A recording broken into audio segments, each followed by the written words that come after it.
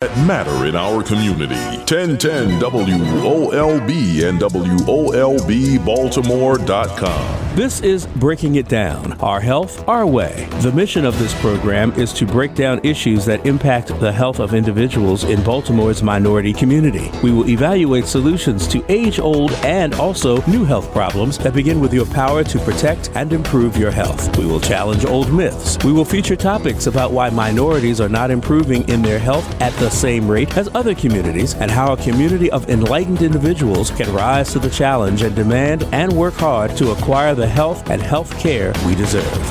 Health disparities are best described as if it is something good, we as people of color have less of it, and if it is something bad, we have too much of it. Sponsored by Johns Hopkins School of Medicine. The views and opinions of the guest and host you hear are not necessarily those of the staff and management of Radio 1, its sponsors, or advertisers. I'm Wenda Royster. You're listening to Breaking It Down, Our Health, Our Way, sponsored by the Johns Hopkins School of Medicine right here on WOLBbaltimore.com. And we welcome you today to be a part of our conversation as we start a series of programs during the month of October that's focused on brain science. I know you're wondering, well, what on earth is that? This is a fascinating subject. And so I want you to be a part of the conversation. Give me a call at 877-704-1010. And Susan Magsamen is here with me this morning, and she is, should I call you Wonder Woman? Yes. She's so knowledgeable, and she's an author, and you'll hear more about these wonderful books that she's authored. But let's just start by asking her to share her credentials. So I am an educator and a communicator and a total groupie when it comes to brain science. For the last 25 years, I've been extremely interested in really understanding how we learn, and how we learn from a biological level, from a psychological level, and most importantly, how you can take that information and translate it into easy, everyday, practical tools that help to make us healthier and happier. Well, what prompted you to be so curious about brain science and get involved in brain science? Well, I think it's a universal desire for all of us to understand how we work and who we are and how we can be better. And so I think I represent what we all feel is, why did that person say that? And how did that person think about that? And why is that person able to accomplish something? And how do I feel about that? What are feelings? These are all the questions that little kids ask. And, from 0 to 110, we all want to know kind of who we are and why we are. And so I think I just have found that the more I've pursued those questions, the more insight I have in how to approach my world. And I'll just give you a simple example. Knowing how many hours my children needed to sleep at a certain time in their lives, and it's different from 2 and 3 and 4 and 20, really helped me have insight in how to better parent them and how to help them know more about their own bodies. And so it's a simple example, but it's a really important one. Why sleep is so important. And, yes. When they say tomorrow's another day, it really is another day. It really is an opportunity for your brain to consolidate thinking. And so you don't need to know it all, but to have relevant, accurate information about how our brain works and how we can use that simply every day really does help you live your life more fully and help us reach our potential and help our children reach their potential. And I think that's important. So if you know what time Johnny needs to go to bed, depending on how old he is, does that impact his performance in school? Absolutely.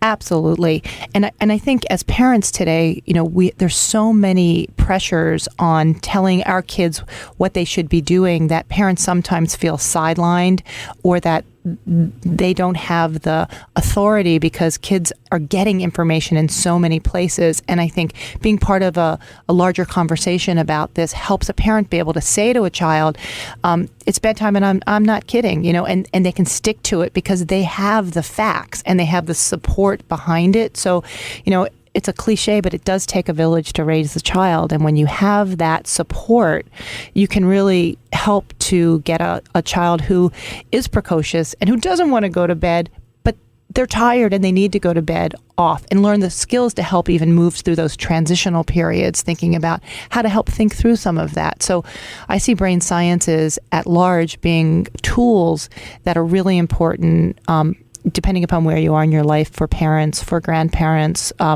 as you're aging through different stages in your life. But it's a really great, I think of it as the well. It's a place to go to really get information about who we are. So you're saying that really depends on what a person becomes, if they're sleeping like they should, if they should be doing the things that makes their brain perform at its best level. Yeah, and what's amazing about the physical body is it's something called neuroplasticity, which means... Well, that's a big word. It's a big word, but it's like the best. We learned this probably 10 years ago, that the brain continues to grow and change as we age, no matter what age. So bottom line, it's never too late to do the right thing.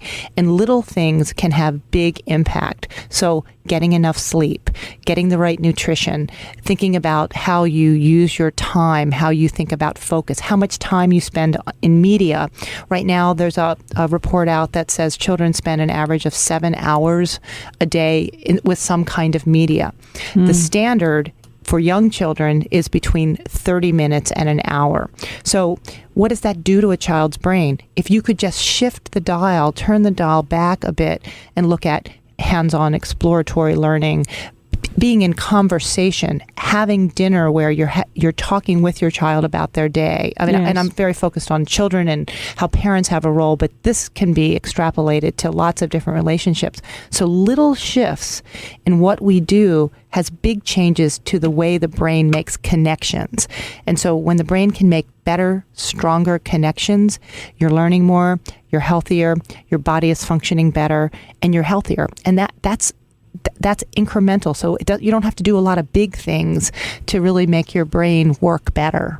So do you feel that everyone has a different brain when they're born?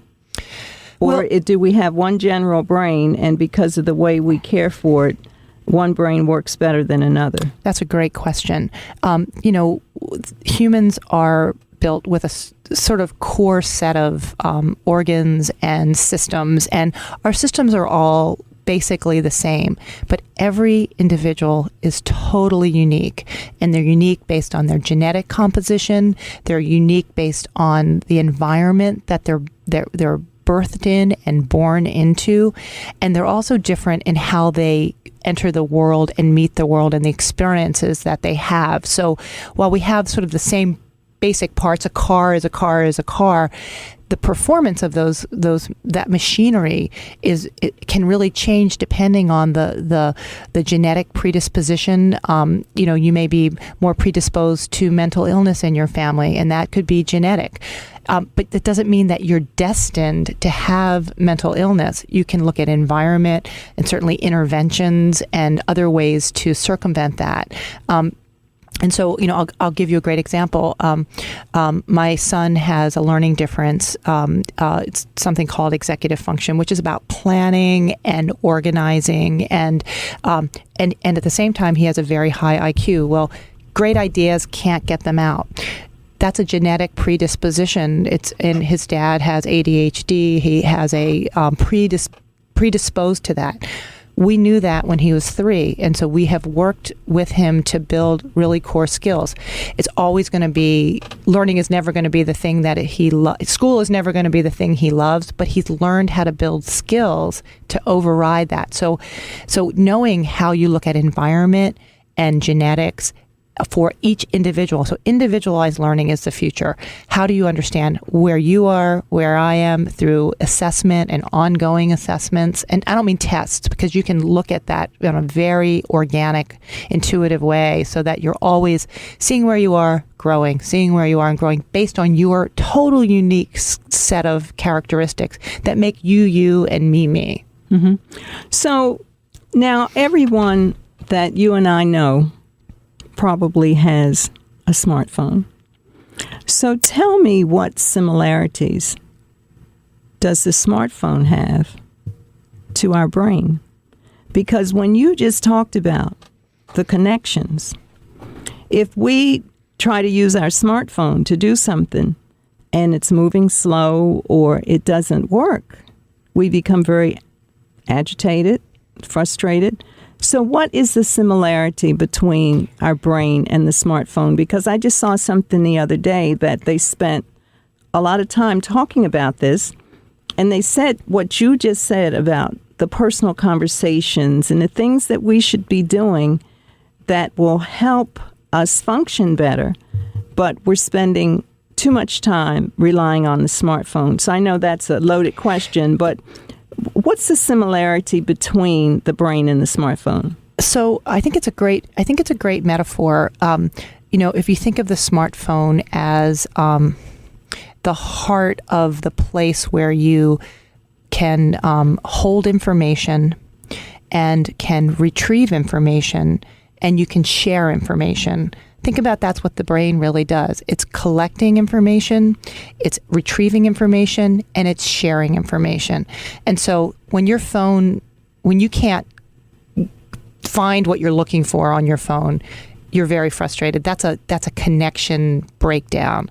When you have trouble sharing something, you don't have an internet connection, you can't get it out.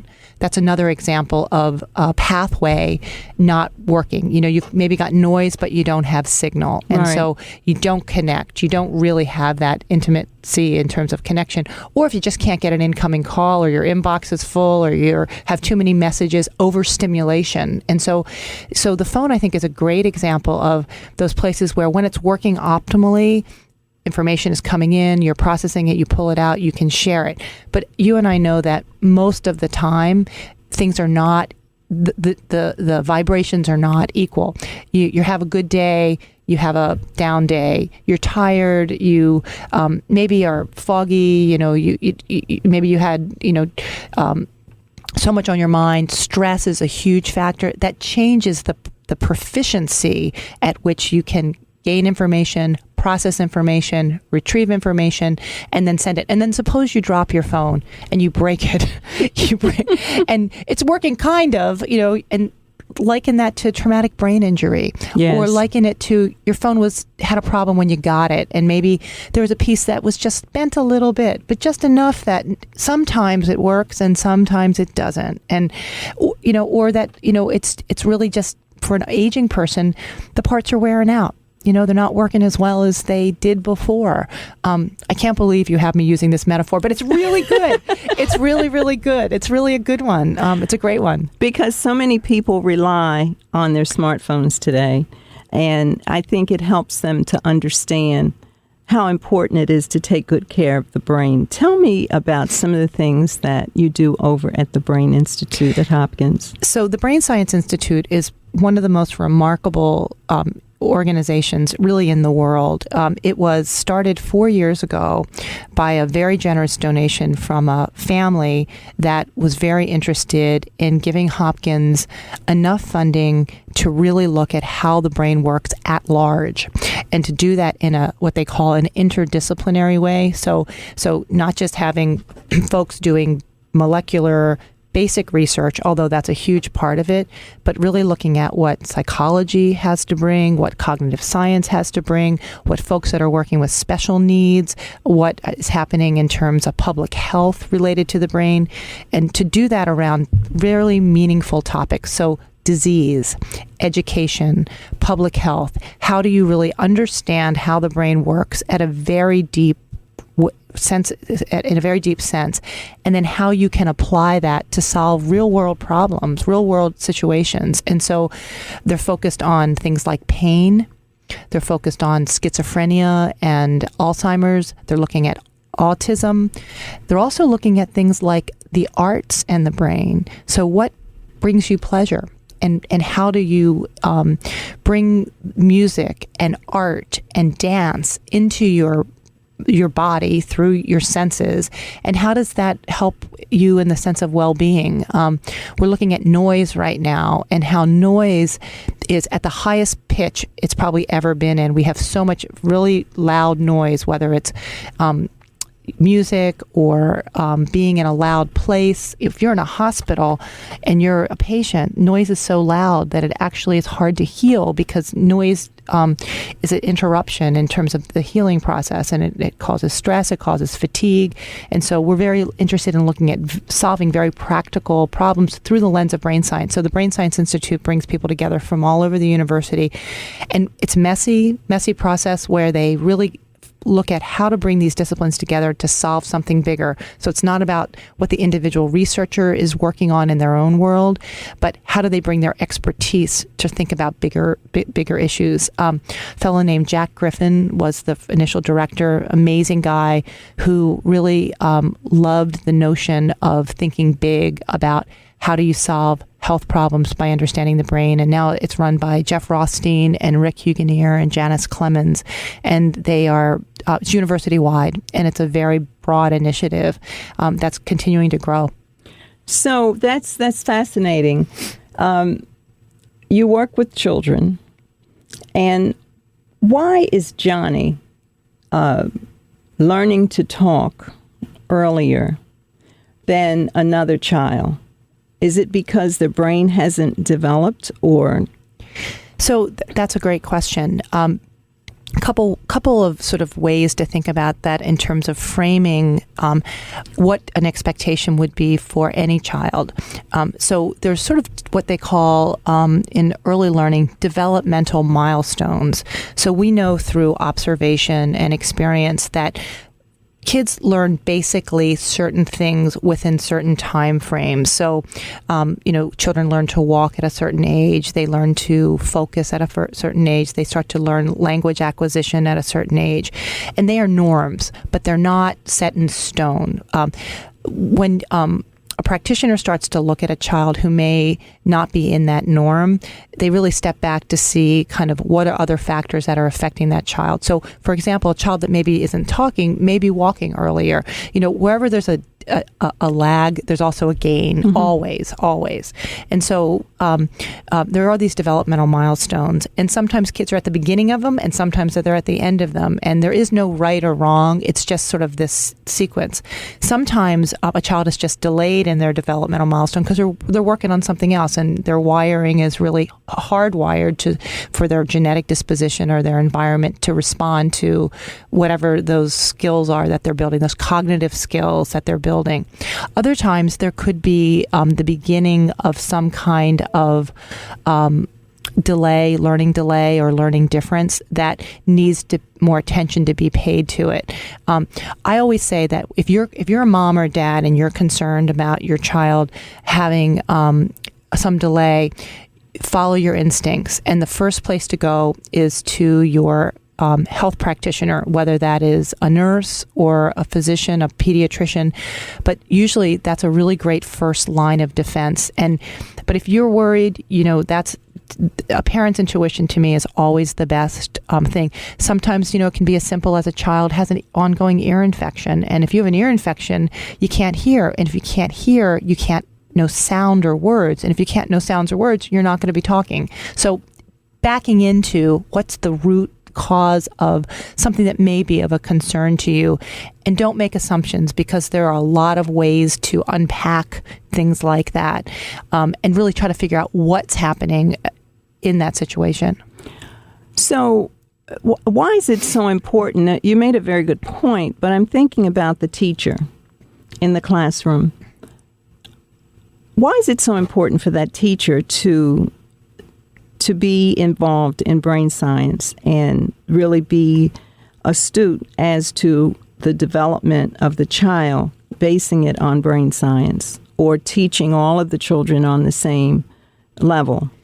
God love the teacher. I mean, teachers are the best. They are front line, and in many ways, they are the ones that are seeing a child through that lens of learning, and can be a great arbiter for parents and for child service providers, whether that's pediatricians or other kinds of folks that may be able to work with a child.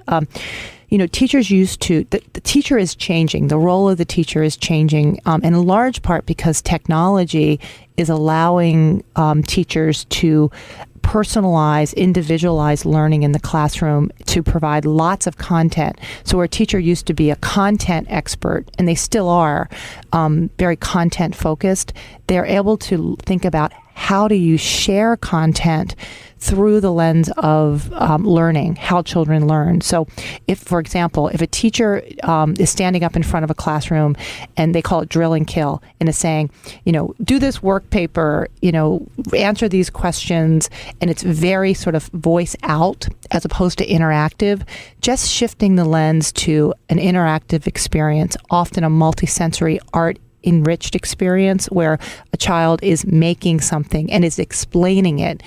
There's research that suggests just the act of explaining a process to somebody else for a child increases their understanding and their retention of the information. So amazing. And if you think about it in your own life, when you are having to teach something, you have to understand it. And if you don't understand it and you're teaching it, you're understanding what you don't know. And so teaching through the lens of it's called the science of learning sciences. The more we know about how we learn, and teachers who are that front line can really, and parents, but teachers for sure have that information and can partner with parents, but also use that in the classroom. Kids are going to learn more, and that's what it's about. And it's not so much have you packed their heads full of content, because you can get content in a lot of places, but are they thinking? Are they creating? Are they collaborating? Are they really communicating? Do they really understand what they're learning, and how do they create something new and different out of that? And that's what we want for 21st century learners, and frankly, that's what we need for our economy to be stronger. That's what we need for the world to be stronger economically, is innovators and entrepreneurs and folks that can really do, and that comes through learning and really being creative. So that's why I love the Curiosityville, because that curiosity is what generates the thinking and motivates more thinking. Do you work with the public schools or teachers to learn more about how they can work with their children? I do. I do a number of things with educators. I'm involved with through the Brain Science Institute.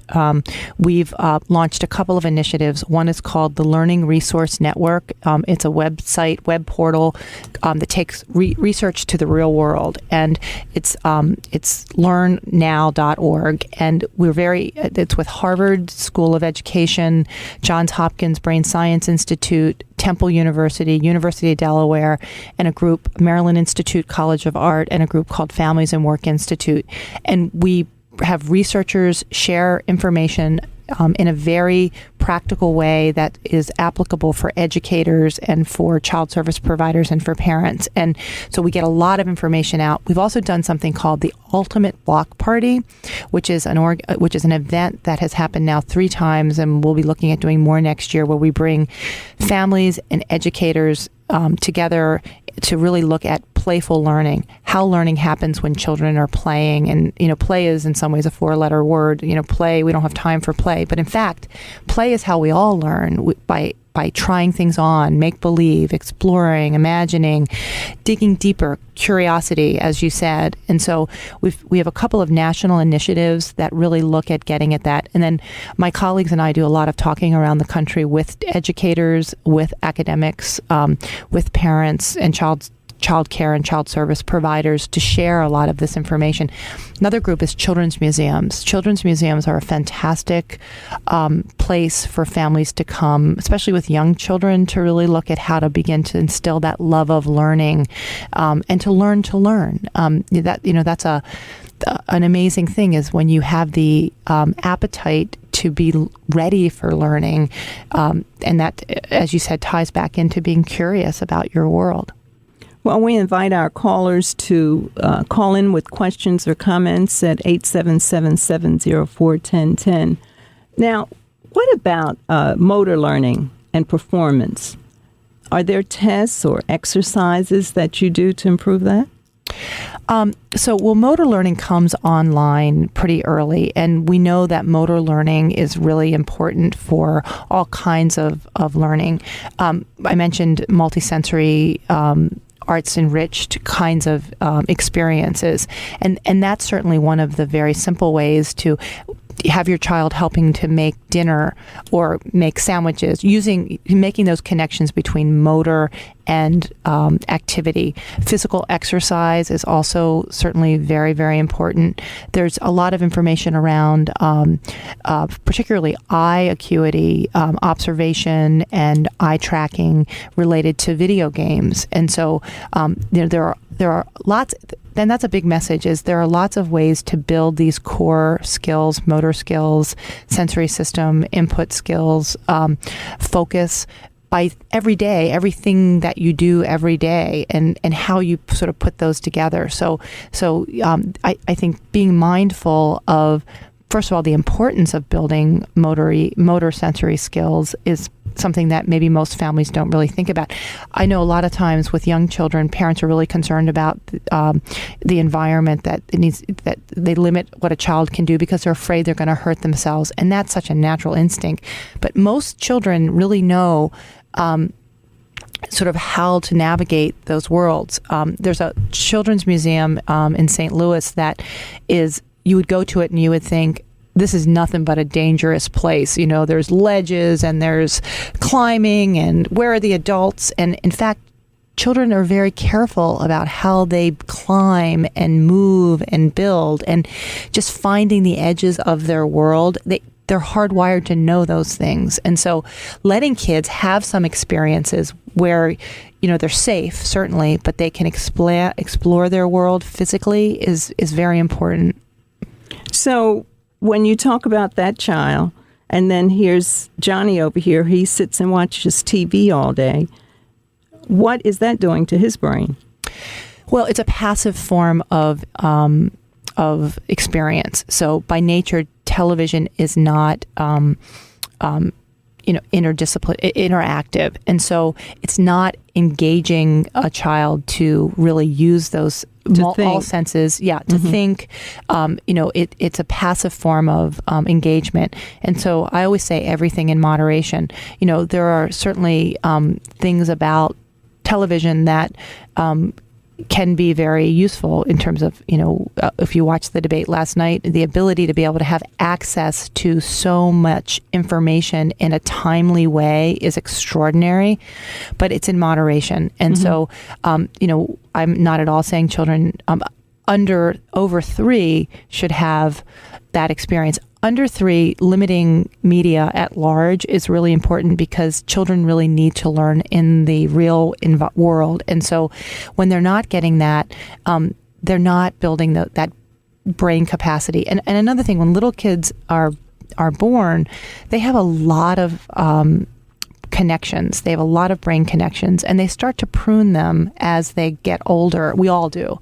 And so you want to have those synapses and those connections fertile and rich. So as a child is pruning, they're pruning away from something healthy, away from pruning something that hasn't been totally activated. And I think that's a really big piece.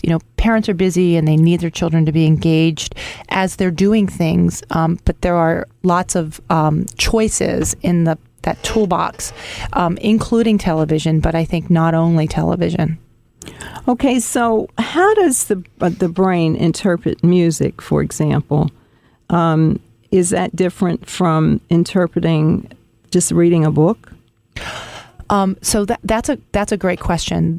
Different kinds of information is processed differently. So written language is processed in a very different way than music. There's a guy at Hopkins named David Linden who has done some really interesting work thinking about the limbic system and thinking about music and also how music is felt and heard. And if you think about cultures have very different musical sounds, and we respond to them in a very primal way, and that really ties back to the limbic system. So things like art, written word, music are processed through different parts of the brain. There's another person at Hopkins named Charles Lim who's done some really interesting work, starting first with jazz musicians. He wanted to understand sort of what was happening with a jazz musician who was rehearsing music, then also playing music in an improv way. And what he found was that when you are playing music that is rehearsed, you're self-regulating. You're looking to make sure that you're doing it right. And that's prefrontal cortex. That's a certain part of your brain. When you're doing improv, you're also using part of the front of your brain, but you're actually turning off that regulation. So being able to be free form and engage allows you to stop regulating yourself. He then went on to look at rappers, and he did the same thing. So rapping is different than being a jazz musician. You might say it's kind of lyricist or poetry, but it certainly revolves language and rhyming. Different part of the brain is activated in that kind of language as opposed to music. But what he also saw in that frontal place was that when you rehearsed rap, you self-regulated. When you did improv rap, you did not. Then he went on to look at cartoonists and to visual. So again, another skill, another way to approach an art. When you were doing a portraiture, which would be very controlled, you're self-regulating. When you're doing a cartoon, you're not. And so it's really interesting to think about how the brain uses different parts of itself to create or to experience music, but also what happens with different kinds of music and different kinds of expressions. So, you think about somebody like Miles Davis being very improvisational, and as opposed to someone who would be much more controlled and refined. And, I think of B.B. King as being very creative, but he's playing something that is less. He goes into improv, but less improv than somebody like Miles Davis would. So Johnny is not learning math as quick as his counterparts. Why is it that some children, or even some adults, can grasp mathematics why others struggle? So I would say that there are theories around that, and there's research being done in those fields.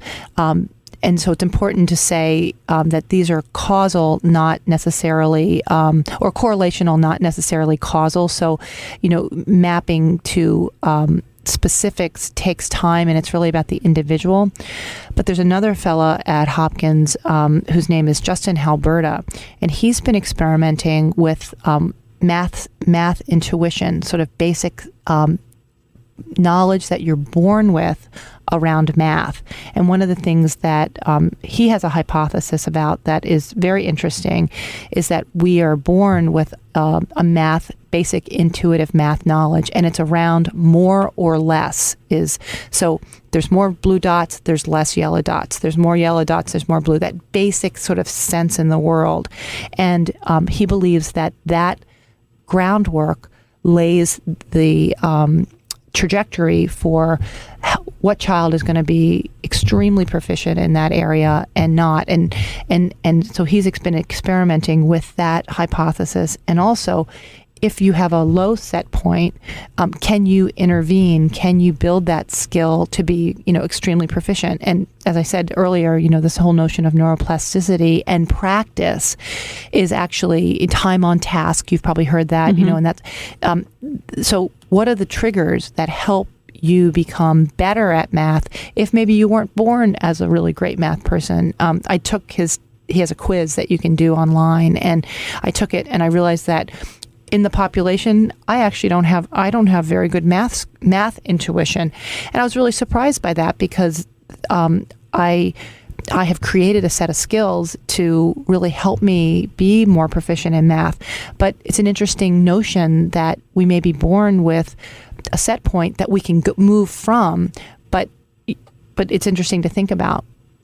That's very, very interesting because so many times even a parent of two children and they have the same genes, one excels and one doesn't. What does it mean to have a left-brained? So I think that notion of left brain, right brain is an oversimplification and really an inaccuracy in definition. It's sort of one of those, I call them neuromyths, that it's sort of like if you listen to Mozart when you're pregnant, your child will do better in math. Mm-hmm. They become these sort of prophecies or mythology that starts to entrench, and I think it's really important to back away from some of that. I mean, we use all of our brain all of the time, and you may be predisposed to certain kinds of thinking. You may be more, your personality may be that you are more logical, or you may be more imaginative, but that doesn't mean that you're left brain or right brain. I think that's more of a limitation than anything. So I don't know what it means. I think it's nonsense. And what about environmental factors and race? What role does that play in the brain science? So we know that enriched environments, and I love this, the enriched environments for all of us are critical. And that research has been done early on in mice and rats. So it's sort of the Goldilocks syndrome. You don't want something that is too hard, too sterile. You don't want something that's too soft and too fluffy. You want something that's just right, just that right environment for you to really thrive and grow. And that just right might be a little different for each of us. So figuring out what that is, but again, there are some norms there. So environment is hugely important. And, you can think about it if you're in a place where it's very loud, and if you're I'm very hearing sensitive. Sound is a really big thing for me, and sense for me, and so is smell. So when things are loud and I'm overwhelmed with sort of sensory smell, it's really hard for me to focus. I'm overstimulated. What happens when you're overstimulated? You shut down because it's too much, right? And so finding for each of us what that enriched environment feels like, and if you know it for yourself, most likely you're going to know it for your kids. Mm-hmm. You're at least going to have some notions about that. But we each are different in that. So environment is hugely important. And then the transitions from one environment to another. So you're at work, it's hectic, it's busy, the transition to home. How do you move into different environments to rejuvenate and to relax and to revive? What are the most conducive environments for you for learning? For some people, that could be a online course. For another person, it could be sitting in a classroom. So knowing where you best take your information and where you most feel works for you is really kind of, but environment is hugely important, and we don't think enough about it. I mentioned hospitals and sound. You can think about it in your work life. You can think about it in your home life. So let's look at the urban area and a family. Let's not just focus on the children, but the whole family. They're growing up with a lot of noise. There's noise on the street. There's noise in the house. The mother tells the children, go to your room and do your homework, but they can hear noise from outside, but yet they're supposed to concentrate. They can hear noise from inside the house. What does that damage their ability to do their homework effectively? I think there are variables that make it more difficult, but I think that they are, just to be aware of them and to be able to think about how to shift them. And so you mentioned music earlier.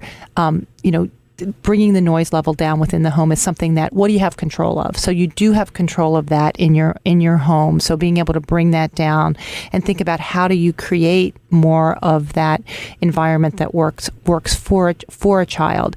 And I think awareness is a really big piece of it. When the story of the frog in the pot. Mm-hmm. If the frog, it gets in the pot and the water's cold and the heat goes up, the frog cooks. But if it gets into the water, it jumps right out. Mm-hmm. And so sometimes noise in a home is like that. It's escalating and you don't really know it. So you keep adjusting and adapting. So awareness is really important to sort of evaluate in a home, have things gotten too loud? Because you may not even be aware of it. And once you're aware of it, you can start to sort of bring it down. But, again, it's never too late to do the right thing. Something as simple as trying to put, a blanket over a window to muffle sound. But if you're aware of it, you start to think about what are those triggers. For some children, sound may not be as big a trigger, but in general, being able to create that safe, nurturing environment is really important for anyone, and to have a place that you can go to do that and can hear yourself think. I think that's a really important thing. And for most people, that is a quieter place. Yes, because a lot of times you hear people say, I can't even think. I can't even think. I can't hear myself think. Right. Right. And so when you say that, it isn't a fait accompli. It isn't something that you have to resolve. We're busy families, urban families, because of hustle bustle of getting children to school on busy streets and back. There's a lot of variables. And so how do you frame that time so that you can have some relief in that? So are there any, at the Brain Science Institute, are there any clinical trials that are going on in the area of brain science? Well, there's clinical trials going on all the time. For the most part, the Brain Science Institute doesn't really run clinical trials. They primarily award funding for research, and those researchers do lots of different kinds of things. But I would say nothing specifically that would be related to what we're talking about right here. Okay. So now I can't wait to ask you about all these books that you've authored. Are you always focused on children's books? I focus on either children's books or books for families. I'm very interested in the power of parents, and I think parents are just the lifeline for children. And so figuring out how to help families come together in fun and meaningful ways is something that I've been very interested in for quite a long time. And just sitting down reading a book to a child does wonders. For everybody. For everybody. So tell me about some of these books. What about Nightly Night Family Stories? Is that one where the whole family can be a part of the storytelling? Yes, and Nighty Night's a great example of a time of day where things do quiet down. By the very nature of nighttime is, the crickets, you may be out, but there's a lot less road noise. There's a lot, it's quieter. And one of the things that we do know is that when we share our stories with children, they have a bigger context and more information about how to approach their world. And so we talk about stories that are myths or legends or folk tales. I mean, things that we've grown up with, and or stories that are there today. But one of the things that Nighty Night really talks a lot about is how do you share your day and your life and your story, and how do you help your child share their story as they go off to bedtime, and then just the act of tucking in a child and sort of laying that foundation for a good night's sleep. And I know we have 4 children, and in a really busy house where you're trying to just get them to bed, sometimes it's like go to bed, go to sleep. No more water, no more lights out. And how do you sort of slow that down to really close the day? And so Nighty Night is really about lots and lots and lots of ways to think about that from parents who have been as frustrated as each of us probably have been when you just can't get your child to go to bed. So now, what do you feel the advantages are of the bedtime story and the effects on the brain when a child can just relax and have a bedtime story, and then suppose circumstances change and that changes. Do you think the child performs better the next day at school when they've had that bedtime story? I don't know that it's causal in that way, but I think you're building patterns that help a child have predictability, that have routine. I mean, these things are so understated and so invaluable. Something as simple as knowing that every night one of my parents or a grandmom or a loving adult is going to sit with me and talk about my day, read a story, help me get settled. You know, kids' worlds are so chaotic too, that to get settled and to feel safe, to prepare for a good night's sleep is a great thing. And I think the bedtime stories, it's that liminal space, that transition into nighttime where you can really help a child. And I think that in any form can only be a very good thing for the next day.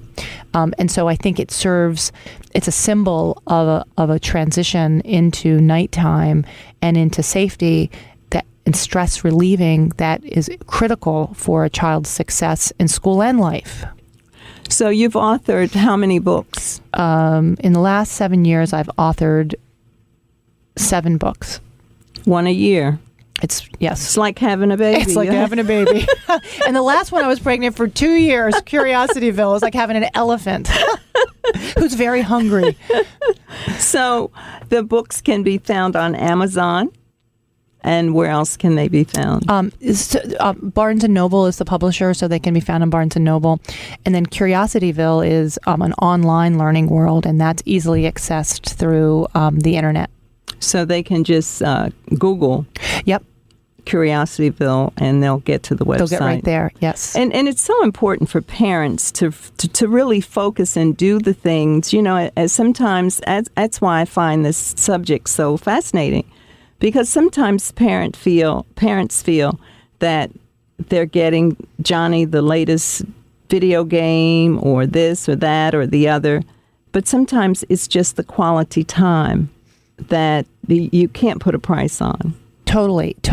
Children, there's a group called Families and Work Institute that have done a lot of work with interviewing children. And what children say is the thing that they want most is that they don't want a lot of their parents' time, but they want their parent to focus on them when they're together. So they don't want them to be on their phone, on their computer, preoccupied. They want that time where a parent is focused 100% on them. And, you know, I've had my kids call me out on that before and say, you know, I want you. And it's a real comeuppance to have your child say that to you. But the reality is when you honor that relationship, like you would so many relationships, it changes the dynamics and it supports that child. And you can't stress enough the importance of one loving adult in one child's life. It's one person that makes that difference. And it could be 10 minutes a day where you just say, tell me what happened. Tell me where you are. And you start to build that relationship and they rely on that. And we also see in research that relationship, we learn in relationship exponentially. A child's learning, a child's success changes when there is one person in a child's life that really is that go-to. And so it doesn't have to be more in a busy day. And we all are working so hard for our children, but to be able to just know that you can take a deep breath, you know, get a soda, have a cup of tea, make some hot chocolate, just take that time. And actually what's so great about that is parents and childcare providers or that single person also get so much from it. And yes. You get so much more than you give. And I think but we're so busy, it's hard to stop because there's demands, there's responsibilities, but it really makes a huge difference. Is there one of the 7 books that has special meaning? So I did a book, just my last book is called The Classic Treasury of Childhood Wonders. And it's probably a book I had in me for 25 years. It takes fantastic literature, nursery rhymes, myths, songs that are universal, global, multicultural, and marries it to different kinds of learning. So it looks at 6 different ways that we learn, and it marries those stories to activities to support learning. And it's just been it's a beautiful book, and it's a book that you can use for bedtime. You can use anytime, but it offers a parent an instant resource to be able to, not have to go find all these things, but it's right there. So it's been something that I've been loved put it together with my family during several snowstorms. So it was created authentically in the spirit of what it's for, and I keep hearing from families how much they love using it. So, and we also worked with Baltimore City Schools, Michael Sarbanes' group with the Family Institute, which is fantastic, to distribute it to families all over Baltimore, and I'm very, very proud of that. So now tell me the title once more. Classic Treasury of Childhood Wonders. And that Barnes & Noble? Amazon. So it's available. And they can go to Curiosityville, and you can support any type of learning working with children, from teachers to parents. So I really encourage them to go to your website and be able to see all of the wonderful things where families play and learn. That's what Curiosityville is. Tell me a little bit about Curiosityville. So it's a world that I have been creating for over 10 years, and it really is a world built for learning. So imagine being able to go to a place where everything there is really about discovery and curiosity and exploration. There are 6 characters. Each one has a different job. We have an artist who is from Peru, Pablo. He happens to be a frog. We have Ruby, who's our teacher. I was just going to mention about Ruby. Ruby's fantastic. Everything is utterly fascinating to Ruby. Everybody has strong personality and characters. They also have hobbies and interests. So as you enter their world, we have a brain scientist who's Rosie, and she has researchers come and talk to kids about their brains. And again, that's research that we know that when we know how our bodies work, we work better because we're trying to understand ourselves always. So we have kids that are undergraduates at Hopkins sharing with kids how their bodies work, which is but it's extraordinary. Yes. So it's a place that's fun and engaging, and then we support parents with.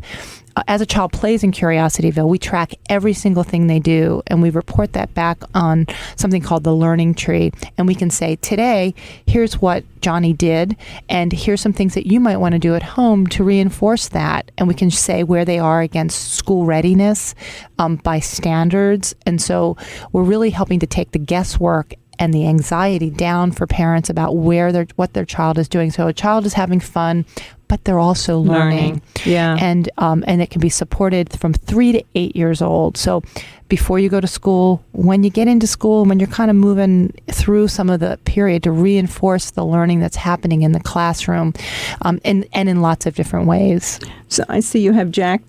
Jack is the policeman. He is. And Olive is the chef. She's a dancing chef. A dancing chef. Okay. So she dances while she cooks. Yes. She likes all kinds of music. And Joe is your mayor. And he's also a gadget guy. He's a handyman. He's really cute. He's really, very cute. And kids like them all because they're archetypes. And so you can see yourself in different parts of yourself in each of the characters. So there's no one character that, in fact, what we found is that children really like them all, and they like them for different reasons in different times and in different ways. But collectively, they cover 10 learning areas and over 2,600 skills. So learning doesn't have to be like eat your broccoli. You can really have healthy learning that's fun and engaging and really it creates an environment that children can grow. So if a parent wants to learn more about Curiosityville, how can they do that? To go to curiosityville.com. Okay. And all of the information is there. Do you have the books listed there as well? We will. We're putting together a corner store which will offer materials for families, resources for parents, materials for children that tie into what they're learning. So the books will be there. That will be the corner store. I think will be open for business towards the end of October. And of course, teachers that are listening, they can certainly go to Curiosityville and get materials for their students. Absolutely. We love teachers. We love working with teachers. We have clubs that are a great tool for teachers. Each character has its own club, and they change monthly. So a teacher can use those clubs to support or supplement anything that's happening in the classroom. And we're doing some work with schools right now, piloting Curiosityville. I call it the home to school connection. Mm-hmm. How do you bring Curiosityville from the home into the school? And if you think about the wraparound of a child, it really is around the community, the school, and home, and the child is sort of in the middle of that triad.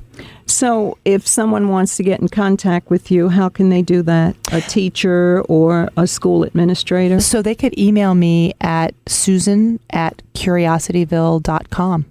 Oh, that's easy. Susan@curiosityville.com. That's it. Susan Magsamen. See, I called you Wonder Woman. That was a true definition. You are certainly... I'm telling my husband. Thank you so much for your time today and launching the series of brain science right here on Breaking It Down, Our Health, Our Way, sponsored by the Johns Hopkins School of Medicine right here on WOLB Baltimore.com. I'm Wenda Royster.